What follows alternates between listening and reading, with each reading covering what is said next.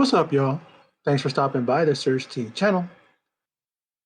Supplies go missing from Hilltop, Negan is idolized by an Alexandrian, and Ezekiel holds a secret in this week's episode of The Walking Dead, Season 10, Episode 5, entitled What Is, Always Is.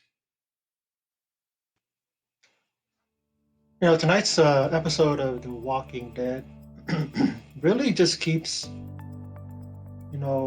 the momentum going. It really just keeps the season moving at a really enjoyable pace. Excuse me. It took the point of view of different stories, a number of stories, from Negan, as you know, he's on his own, to Kelly, who opened up the show on her own. Then also, Daryl and Corinne, and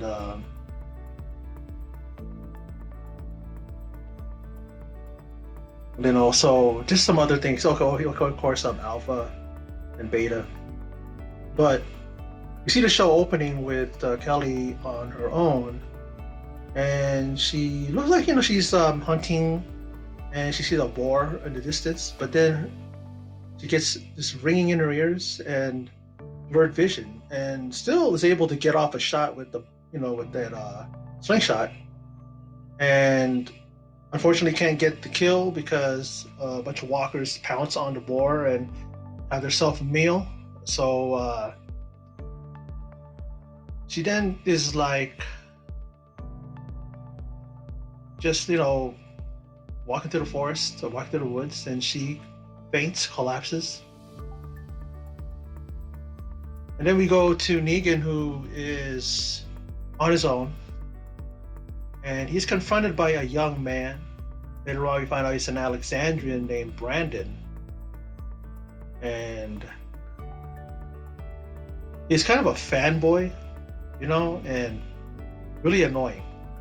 You could tell that Negan right away was not having it with this kid, with this young man, and could only imagine what's going to happen to him later in the episode.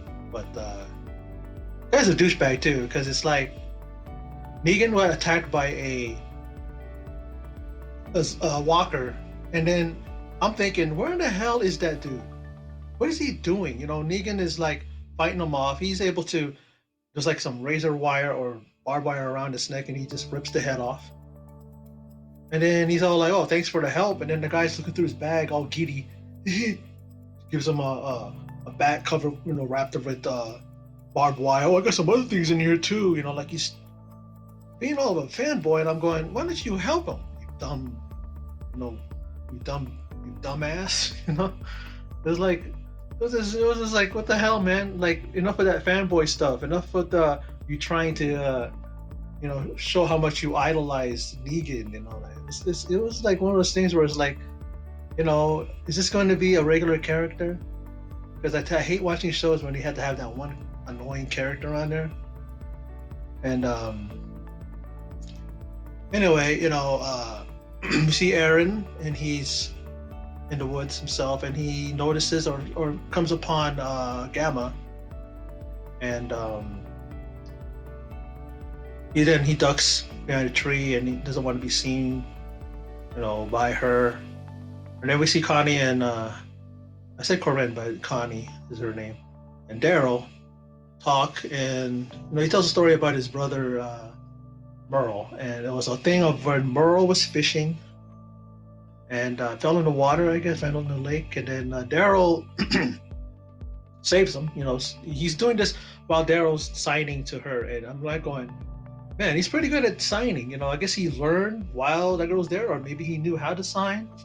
But he's signing to her and telling her a story, and she's laughing, and she's kind of into it. And then he tells her how he saved him, he swam him to shore, and then all he could say is, "Hey, dumbass, go get the beers." And then when he showed Annie, she starts laughing, because it's kind of like, we all know who.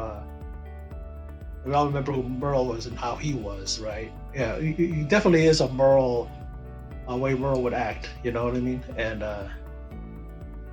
really really funny. But then we see Ezekiel laughing. I mean, coughing, and he was coughing earlier, and he coughed for a little bit, a couple seconds, and then he stopped. And then he got really bad when he was with Sadiq. And then he reveals, does Ezekiel, that he has a thyroid infection and that his neck has been kind of getting more and more swollen, and that is a symptom of that. And he said that he saw his, I believe, if I remember correctly, he saw his mother and father go through it, and they were able to beat it, but he probably doesn't have a shot at it just because the conditions they're in now. You know, but Sadiq tells him that there's ways to take care of it and to kind of you know remedy it, but it's like Ezekiel, let's feel almost like it's a lost cause with him. Like it's like he's not worth saving, or he's not going to be saved, because of condition. But now Negan, finally has had it with Brandon, and he pretty much tells him to go out on his own and pretty much get lost, and he doesn't want to see him in his pale face, ever again. And neither do I. I don't know about any of y'all out there watching this episode, but I was really annoyed with that character. It was a little bit over the top and a little bit too fanboy and too what do you call it, idolizing him, Negan, and always quoting all this stuff that Negan would say, and we are Negan and all that, and yeah, and I'm glad that he said, "Man, get out of here, get lost," and he does. And then Alpha and Beta, they continue to plan. And there's one point where one of the Whisperers is pretty much telling Alpha that we need to, in one fell swoop, take care of all of their enemies, all of the guys in Alexandria and all that stuff, right? And you don't do that to Alpha. Alpha's kind of calm and and stuff, and she's talking to the guy, and then apparently he felt threatened, and so he went to take a swipe at her, and she's able to make a move and disarmed his knife. And she's talking about how different parts of the bodies, if you stab it or you do something to it, you'll be able to, paraphrasing, but disable a person. And then she pretty much gives the knife to Beta. Beta finishes the guy off, and all I'm thinking is like, why are you telling Alpha what to do?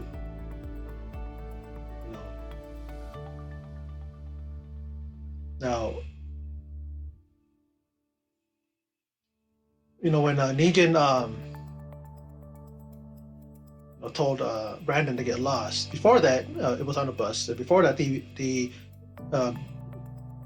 Negan came to the aid of a mother and her son.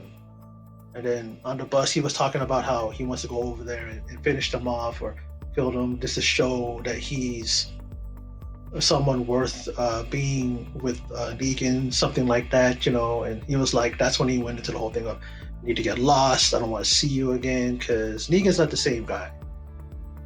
At least we think at first, but he's changed a little bit, and he's not, he's not really having it when the guy's telling him about all the stuff like the savior stuff and we are Negan and stuff. It doesn't seem like he really is into that, in the sense that he listens to him and he kind of humors them and stuff and stuff.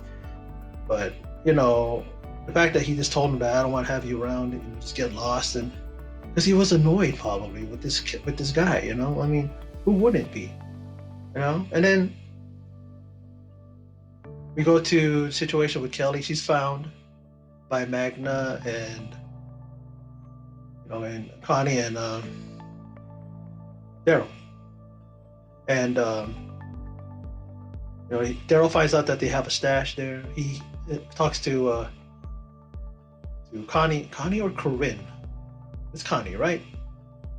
So many characters that sometimes the names, it's like you kind of get, but the sign language girl, the deaf girl. Okay. And she says, she insists, she's like, no. She insists on telling him no. Through her mouthing and stuff, just like this, nodding to him.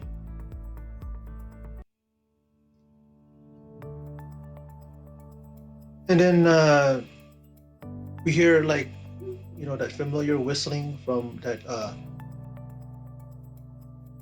a Negan would do. You know,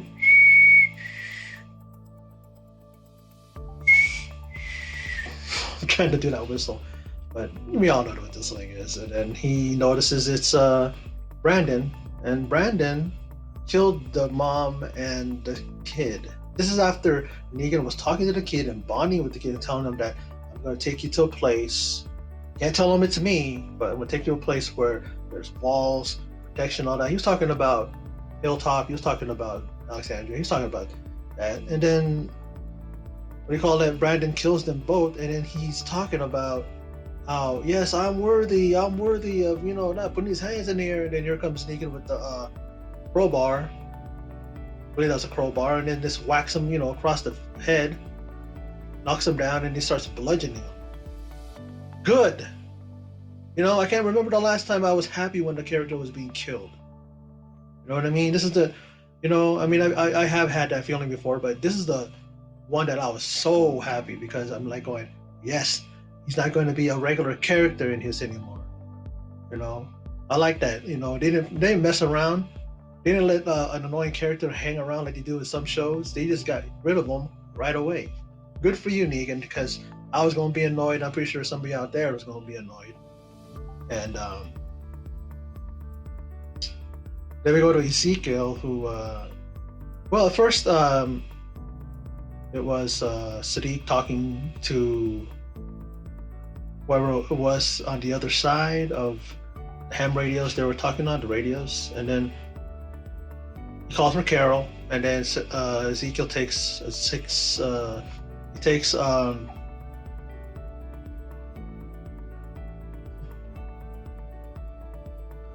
was it? Oh, Sadiq. Yeah, he takes Sadiq. Ezekiel takes Sadiq's place, and then he's waiting on Carol to take the other end. Show that happening. It's probably gonna happen in the next episode.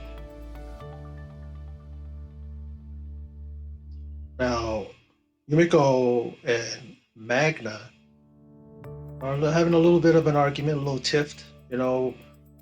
Magna's talking about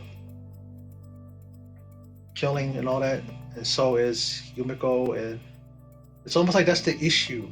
Like, they are just talking about killing people, and what does that make you or us or them or something like that. And that girl Magna's really acting kind of weird. Kind of reminded me of that one girl. Remember, look at the roses. Remember, look at the flowers. Yeah, look at the flowers with Carol, because that girl was starting to just flip and trip and all that. Don't know if that's the same thing here, but she's acting weird, and I guess maybe it's just because of this. And then if she finally let it out, I don't know. And so there's issues there, and there's trouble in paradise when it comes to them. And now Alpha and Gamma, they have a chat, and it's about having to wear a different mask. That's what Alpha tells Gamma, and she takes her mask off, and the girl that's playing her, his name is Thora Birch. If you guys remember that actress, that's who's playing this. She was a child actor. She started off as a child actress.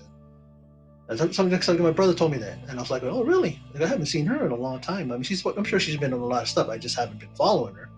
But I remember her in movies. When she was a child, she was a kid, and pretty good actress. She's pretty good for a child. And so I see her now as Gamma, and she actually is a very good actress. She actually does embody that role. Really fits in well with Alpha, and really that whole dynamic between them two. I think that's why Beta is kind of like indifferent to her and doesn't want to have anything to do with her, because it's like, you're kind of coming into my territory. I'm the one that's with Alpha, and she and I are a partner. We're partners. We're a team. You know what I mean? But yeah, that, and then all of a sudden we see Negan with his leather jacket on, right? Familiar jacket he has on, and walking with a cocky swagger and calling out the walkers, and he proceeds to, he sees them because, there you are, and he goes, I'm gonna huff and puff and blow your house down. I think he was getting to that, and then he just starts, he's whacking them one by one, knocking, bashing their heads in. And then one of them throws him down, and we find out that it's the Whisperers, and they are led by Beta. And Beta's like walks up to him, and he basically just looks up to him and goes, hey, big guy, said, let's do this, and